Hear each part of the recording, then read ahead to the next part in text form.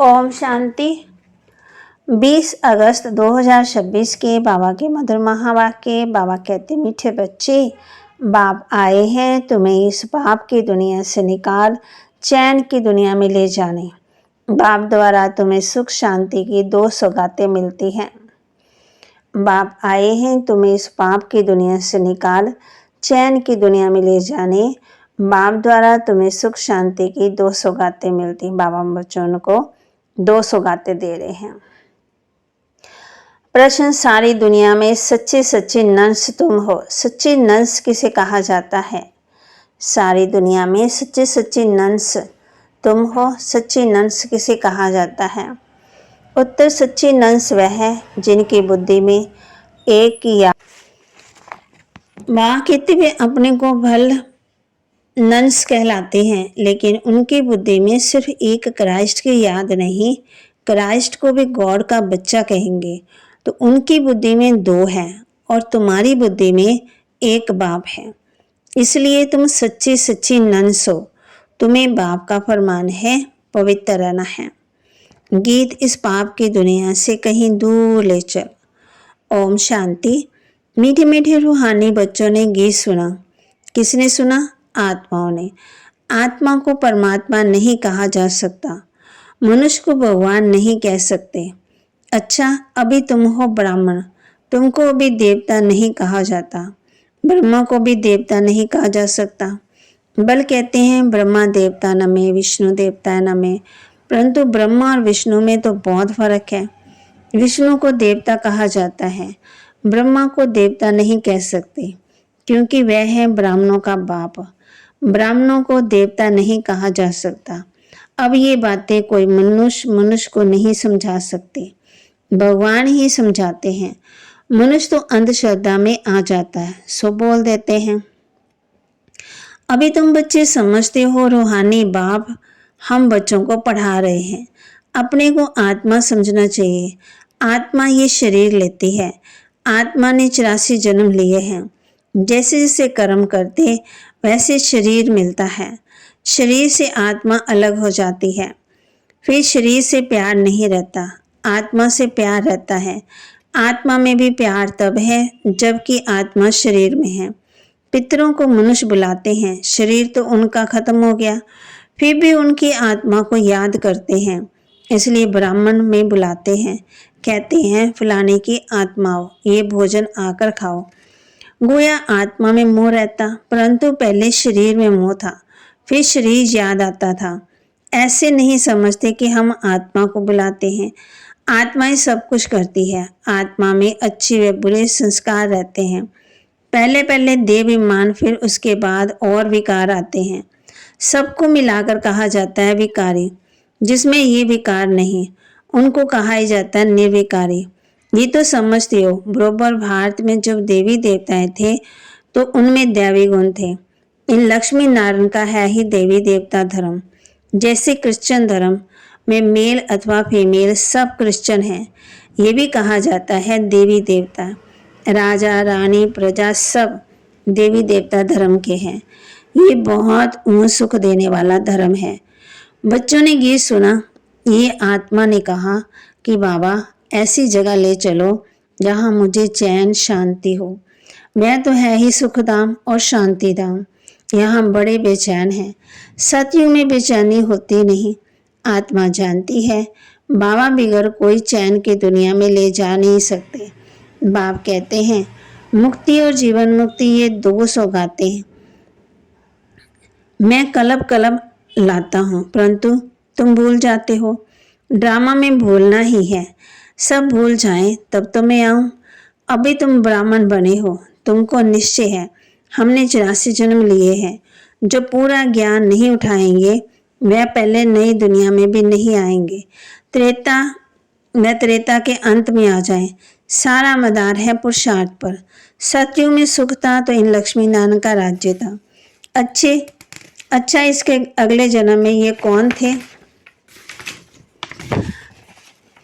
माँ बच्चों को कहते किसी को पता ही नहीं है। अगले जन्म में ये ब्राह्मण थे, उससे पहले शूद्र थे। वर्णों पर तुम अच्छी रीति समझा सकते हो अभी तुम समझते हो हम 21 जन्मों के लिए चैन पाएंगे। बाबा हमको वह रास्ता बता रहे हैं। हम अभी पतित हैं, इसलिए बेचैन हैं, दुखी हैं। जहाँ चैन हो उसको सुख शांति कहेंगे। तो अब तुम बच्चों की बुद्धि में आदि मध्य अंत का ज्ञान है, समझते हो। बरोबर सतयुग में भारत कितना सुखी था, अथवा दुख अथवा बेचैनी का नाम नहीं था। अभी तुम पुरुषार्थ कर रहे हो स्वर्ग में जाने के लिए। अभी तुम बने हो ईश्वरीय संप्रदाय के और वह है आसुरी संप्रदाय के। कहते हैं ना, पाप आत्मा, आत्माएं अनेक हैं, परमात्मा एक है। सब परमात्मा हो नहीं सकते हैं। इतनी थोड़ी सी बात भी मनुष्यों की बुद्धि में नहीं है। बाबा ने समझाया, ये सारी दुनिया बड़ा बेहद का टापू है। वह छोटे छोटे टापू होते, इस बेहद टापू पर रावण का राज्य है। इन बातों को मनुष्य नहीं समझते। वह तो सिर्फ कहानियां सुनाते रहते हैं। कहानी तो सिर्फ ज्ञान, कहानी को ज्ञान नहीं कहा जाता। उनमें मनुष्य सदगति को पा नहीं सकते। ज्ञान से सदगति मिलती है। ज्ञान देने वाला तो एक बाप है, दूसरा ना कोई। भक्तों की भगवान ही आकर रक्षा करते हैं। मनुष्य मनुष्य की रक्षा कर नहीं कर सकते हैं। शिव बाबा सभी बच्चों को वर्षा देते हैं। वह बाप भी है, शिक्षक भी है, सदगुरु भी है, वकील, बैरिस्टर आदि। क्योंकि जमघटों की सजा से छुड़ाने वाला है। सतयुग में कोई भी जेल नहीं जाएंगे। बाप सबको जेल से छुड़ाते हैं। बच्चों की सर्वश्रेष्ठ सब मनोकामना पूर्ण होती है। रावण द्वारा अशुद्ध कामनाएं पूर्ण होती है, बाप द्वारा शुद्ध कामनाएं पूरी होती है। शुद्ध कामनाएं पूरी होने से तुम सदा सुखी बन जाते हो। अशुद्ध कामना पतित विकारी बनना। पावन रहने वाले को ब्रह्मचारी कहा जाता है। तुमको भी पवित्र रहना है, पवित्र बन और पवित्र दुनिया का मालिक बनना है। पति से पावन एक बाप ही बनाते हैं। साधु संत आदि तो विकार से पैदा होते। देवताओं के लिए ऐसे थोड़ी कहेंगे, वहां विकार होते ही नहीं। वह है ही पावन दुनिया। लक्ष्मी नारायण संपूर्ण निर्विकारी थे। भारत पवित्र था।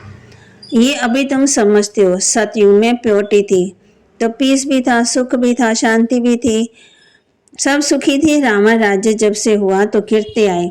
अभी तो कोई काम के नहीं रहे, एकदम कौड़ी मिसल बन पड़े।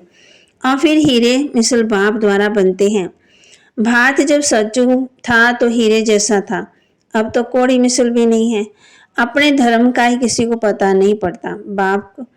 बाबा कहते पाप करते रहते, वहां तो पाप का नाम निशान नहीं। तुम देवी देवता धर्म के नामी ग्रामी हो। देवताओं के ढेर चित्र हैं और धर्मों में देखेंगे एक ही चित्र रहता है। क्रिश्चियन पास एक ही क्राइस्ट का चित्र हुआ, बौद्धियों के पास एक ही बुद्ध का होगा। तो बाबा कहते कृष्ण क्राइस्ट को ही याद करते।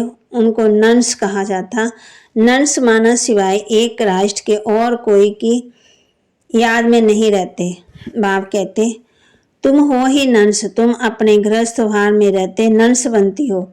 एक ही बाप को याद करती हो, एक शिव बाबा, दूसरा ना कोई।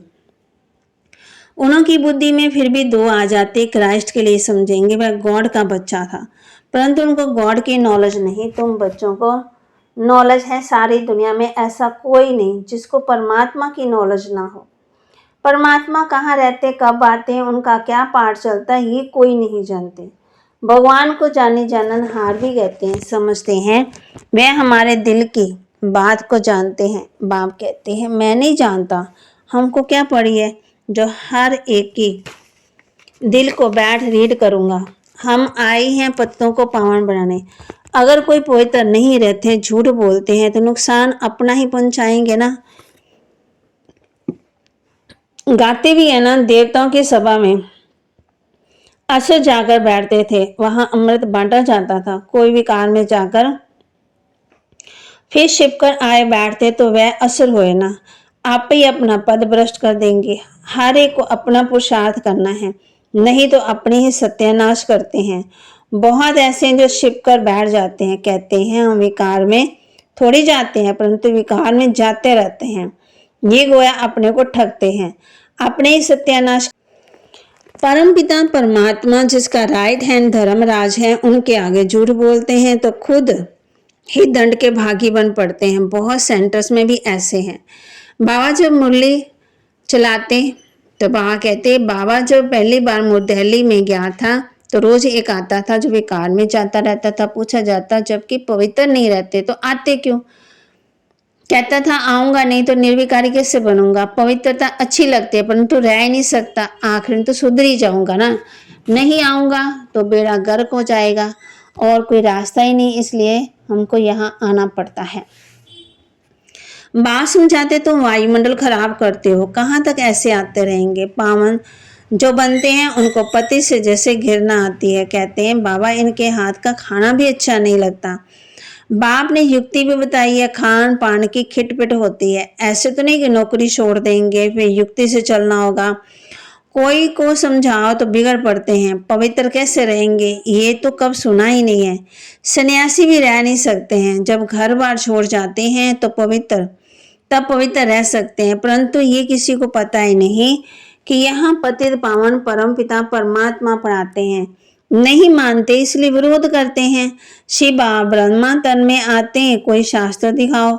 तो ये तो गीता में लिखा हुआ है ना कि मैं साधारण बूढ़े तन में आता हूँ, मैं अपने जन्मों को नहीं जानते हैं, ये तो लिखा हुआ है। फिर तुम कैसे कहते हो कि परमात्मा कैसे मनुष्य तन में आएंगे? पति तन में ही आकर के रास्ता बताएंगे। आगे भी ऐसे कहते आए और कहा था कि माँ में कम याद करो। वही परम धाम में रहते और कहते हैं माँ में कम याद करो। श्री कृष्ण का शरीर तो मूल वतन में ही होगा। जो कहे माँ में कम याद करो, एक परम पिता परमात्मा ही साधारण तन में प्रवेश कर तुम बच्चों को कहते हैं कि माँ में कम याद करो, तो इस योग अग्नि से तुम्हारे पाप कट जाएंगे।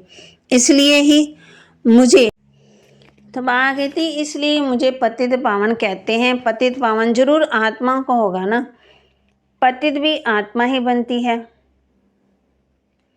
बाप कहते तुम पवित्र आत्मा 16 कला संपूर्ण थी, अभी तो कोई कला ही नहीं है, बिल्कुल ही पतित बन के। मैं कलब आकर के तुमको समझाता हूँ। तुम जो काम चिता पर बैठ पतित बन गए हो ना, फिर ज्ञान चिता बैठाकर तुमको पावन बनाता हूँ। भारत में पवित्र प्रवृत्ति मार्ग था, अभी अपवित्र प्रवृत्ति मार्ग है, किसी को भी चैन नहीं है। अब बाप कहते हैं दोनों ज्ञान चिता पर बैठो। हर आत्मा को अपने अपने कर्मों से शरीर मिलता, ऐसे नहीं कि दूसरे जन्म में वही पति पत्नी आपस में मिलेंगे, नहीं, इतनी रेस कर न सके। ये तो पढ़ाई की बात है। अज्ञान काल में भी हो सकता आपस में बहुत प्रेम में तो उनकी मनोकामना पूरी हो जाती। वह तो है ही पतित विकारी मार्ग। पति के पीछे पत्नी चिता पर बैठती, दूसरे जन्म में जाकर उनसे मिलती, परंतु दूसरे जन्म में उनको थोड़ी मालूम पड़ेगा। तुम भी बाबा के साथ ज्ञान चिता पर चढ़ते हो, ये शीशी शरीर छोड़ चले जाएंगे। तुम्हारा कहती हम आगे जन्म में ऐसे साथी थे, तुमको भी बाद में वहाँ ये बातें याद नहीं रहेगी। अभी तुम्हारी बुद्धि में एम ऑब्जेक्ट है, मम्मा बाबा लक्ष्मी नारायण बनेंगे।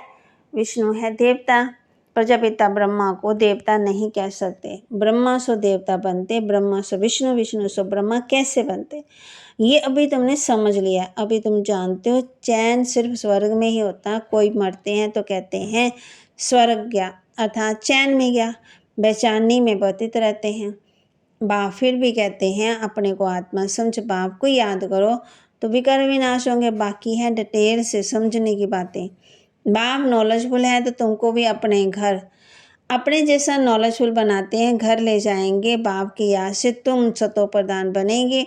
वह ये आत्माओं की रेस है, जो जास्ती याद करेंगे वह जल्दी बनेंगे। ये है योग और पढ़ाई की रेस। स्कूल में भी रेस होती है, ढेर स्टूडेंट होते हैं, उनमें भी जो नंबर 1 निकलते हैं उनको स्कॉलरशिप मिलती है। एक की पढ़ाई लाखों करोड़ों आत्माओं के लिए होती, तो इतने स्कूल भी होंगे। अब तुमको ये पढ़ाई पढ़नी है, सबको रास्ता बताओ, अंधों की लाठी बनो, घर घर में पैगाम पहुंचाना है। अच्छा मीठे मीठे सिकिल दे बच्चों प्रति माता पिता बाप दादा का याद प्यार और गुड मॉर्निंग। रूहानी बाप की रूहानी बच्चों को नमस्ते। रूहानी बच्चों की रूहानी बाप दादा को दिलवा चांद सिकवा प्रेम से नमस्ते।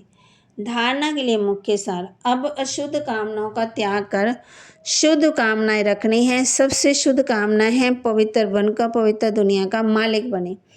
कोई भी भूल को छिपाकर अपने आप को ठगना नहीं है। धर्मराज बाप से सदा सच्चा सच्चा रहना है। ज्ञान चिता पर बैठ इस पढ़ाई में रेस पर भविष्य नई दुनिया में ऊंच पद पाना है। योग अग्नि से भी कर्म के खाते को भस्म करना है। वरदान। बुद्धि की प्रीत एक प्रीतम से लगाकर सदा सुख सम्मुख की अनुभूति करने वाले विजय रतन भव। बुद्धि की प्रीत एक प्रीतम से लगाकर सदा सुख की अनुभूति करने वाले विजयी रतन भव। प्रीत बुद्धि अर्थात बुद्धि की लगन एक प्रीतम के साथ लगी हुई हो। जिनकी एक के साथ प्रीत है उनकी किसी भी व्यक्ति में वैभव के साथ प्रीत जुट नहीं सकती। वे सदा बाप दादा के आगे सम्मुख अनुभव करेंगे। उन्हें मनसा में भी श्रीमत के विपरीत व्यर्थ संकल्प या विकल्प नहीं आ सकते। उनके मुख से वह दिल से यही बोल निकलते, तुम्ही से खाऊं, तुम्ही से बैठूं, तुम्ही से संबंध निभाऊं। ऐसे सदा प्रीत बुद्धि रहने वाले ही विजय रतन बनते। स्लोगन। चाहिए का संकल्प आना भी रॉयल रूप का मांगना है। चाहिए का संकल्प आना भी रॉयल रूप का मांगना है। अव्यक्तिशाली अपवित्रता के बीज को समाप्त कर संपूर्ण स्वच्छ पवित्र बनो। संगम युग पर बाप दादा ने सभी बच्चों को पहला व्रत दिया है, संपूर्ण पवित्र भव। वहाँ कहते जिसकी एक के साथ प्रीत है उसकी किसी भी व्यक्ति व वैभव के साथ प्रीत जुट नहीं सकती। वे सदा बाप दादा को अपने सम्मुख अनुभव रखेंगे। उन्हें मनसा में भी श्रीमत के विपरीत व्यर्थ संकल्प व विकल्प नहीं आ सकते। संबंध निभाऊं। ऐसे सदा प्रीत बुद्धि रहने वाले ही विजय रतन बनते हैं। स्लोगन।